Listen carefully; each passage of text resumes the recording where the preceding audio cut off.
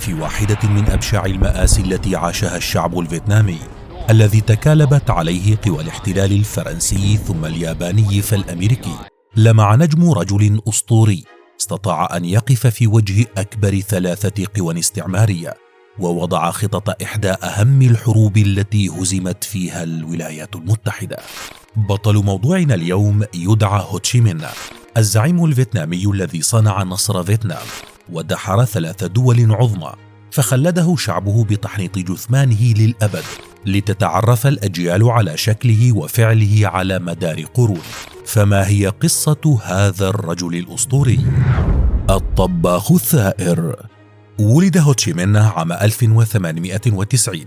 كان والده معلما ميسور الحال نسبيا، إلى أن جعل الفرنسيون اللغة الفرنسية لغة التعليم في البلاد، فترك وظيفته رفضا لتعليم لغة الاحتلال الذي كرهه وربى أولاده على كرهه، ومنهم هوتشي مين الذي اعتنق أفكار والده ومبادئه وآمن بها وطبقها. وفي طفولته درس تعاليم كونفوشيوس وأتقن اللغة الصينية، وعلى خطى والده رفض الدراسة في المدارس الفرنسية، وبسبب نشاطاته ضد الاحتلال لم يفلح بالانضمام للمدارس المحلية، فاضطر مجبرا للسفر إلى فرنسا لاستكمال تعليمه. ولتأمين نفقات سفره عمل طباخا على متن السفينة التي استقلها للوصول إلى مارسيليا التي رفضت فيها كل طلباته للتعليم، فأبحر عائدا إلى نيويورك وامتهن مهنة الطبخ، وبدأ من هناك عمله السياسي بعد أن تواصل مع قوميين فيتناميين، ومن هناك سافر إلى بريطانيا ليعود منها إلى فرنسا عام 1919 محملا بأفكار القوميين التي جمعها من اختلاطه بنزلاء الفنادق التي عمل فيها.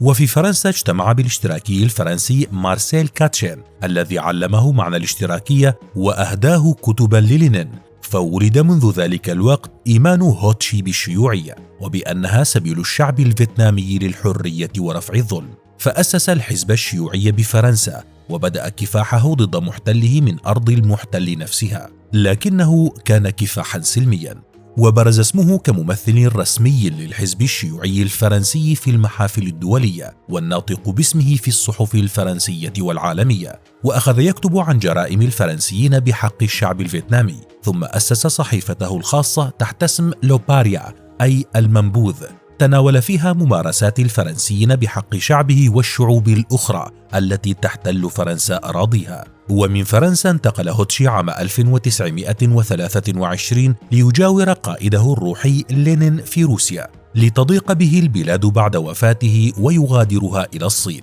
حيث تجمع حوله الشباب الفيتناميون فشكل حركة حاربت فرنسا بالبداية وبعدها الولايات المتحدة. ولم تكن إقامته في الصين هانئة رغم أنه تزوج وقرر الاستقرار فيها، لكن ملاحقة الإمبراطور الصيني للشيوعيين اضطرته للعودة لجزيرة القرم، ومنها انطلق داعيا للشيوعية، ووصل المطاف به إلى هونغ كونغ عام 1929.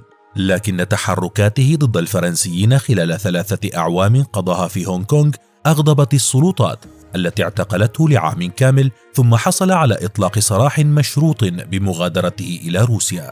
وعام 1938 حدث ما لم يكن يتوقعه أحد، فالإمبراطور الصيني الذي عاد الشيوعيين سابقا يستغيث بهم لمواجهة غزو اليابانيين لبلاده، وكانت فرصة سانحة لعودة هوتشي للصين حاملا رتبة مستشار عسكري في القوات المسلحة الشيوعية الصينية.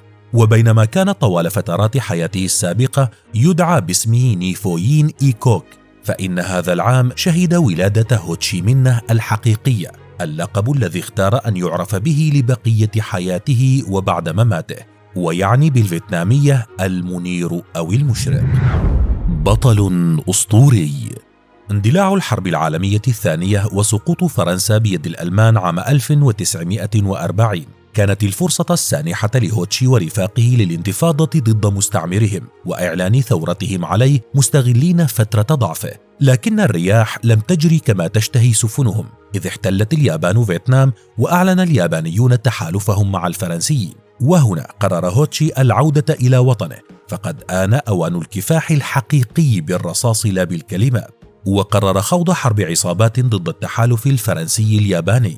والتف حوله ما يناهز 10,000 رجل، وترجم التكتيكات الحربية الصينية للغة الفيتنامية وعلمها لجنوده الذين احترف معهم حرب العصابات.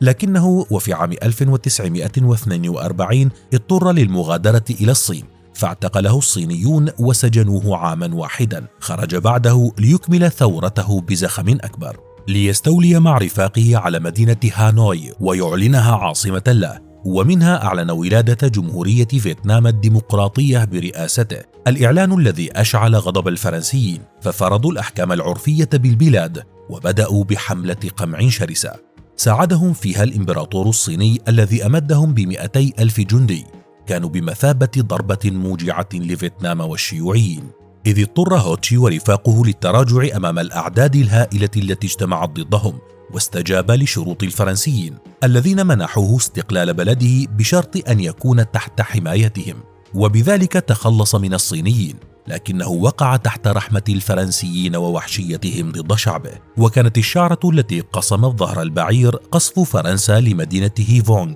التي كتبت نهاية الوجود الفرنسي في فيتنام، خاصة أن هذه الجريمة تزامنت مع اندلاع الثورة الشيوعية في الصين التي باتت حليفة الفيتناميين للفرنسيين. فعاد هوتشي ورفاقه إلى حرب العصابات التي أمده فيها ستالين بالسلاح، بينما ساعده الرئيس الصيني الشيوعي ماو تسي تونغ ب70,000 جندي، لتبلغ خسائر فرنسا في فيتنام مع حلول عام 1954 عشرات الآلاف بين قتيل وجريح وأسير، ما اضطرها للانسحاب من فيتنام التي انقسمت بعد تحريرها إلى دولتين، جنوبية رأسمالية وشمالية شيوعية. وصمة في التاريخ الأمريكي.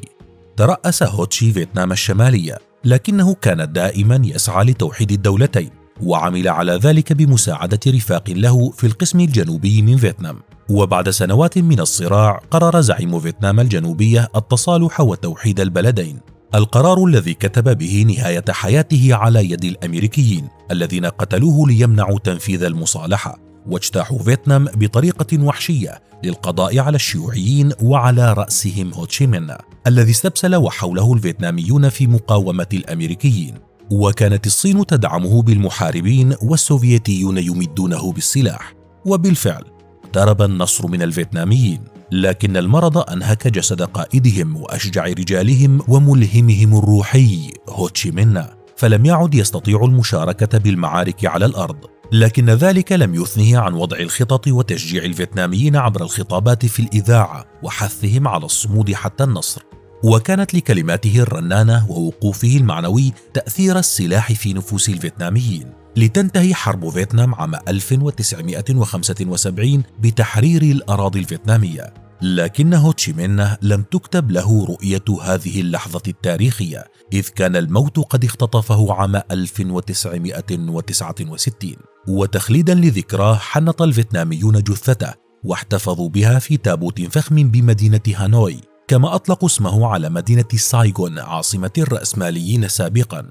ومنذ عام 1975 بدأت السلطات الفيتنامية بعرض جثمانه المحنط للعامة، والذي ما يزال بحالة جيدة رغم مرور أكثر من 50 عاما على وفاة البطل الأسطوري الذي تفانى منذ نعومة أظفاره في الدفاع عن حرية شعبه وأفكاره، والمحارب الذي تجاوز صيته فيتنام، إذ رثاه الشاعر المصري أحمد فؤاد نجم في قصيدة قال فيها: صاح السلاح في الحرس قال هوشي منا مات، الزاهد اللي حكم ضد الهوى والذات، والحاكم اللي زهد في الملك واللذات. هكذا خلد هوتشي مين بطلا يمجده الفيتناميون وغيرهم من الشعوب التي عرفت تاريخه وبطولاته. فهل ترى أنه بطل يستحق فعلا كل هذا التقدير؟